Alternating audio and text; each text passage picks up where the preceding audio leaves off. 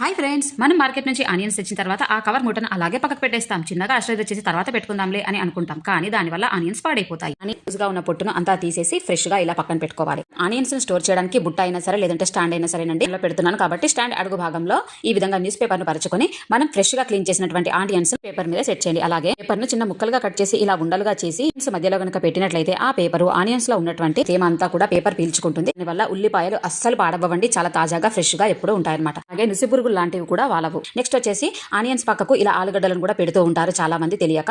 అలా అస్సలు పెట్టద్దండి, ఎందుకంటే ఉల్లిపాయల్లో సల్ఫర్ అనేది ఉంటుంది కాబట్టి ఉల్లిగడ్డలు తొందరగా కుళ్ళిపోయే ఛాన్స్ ఉంటుంది.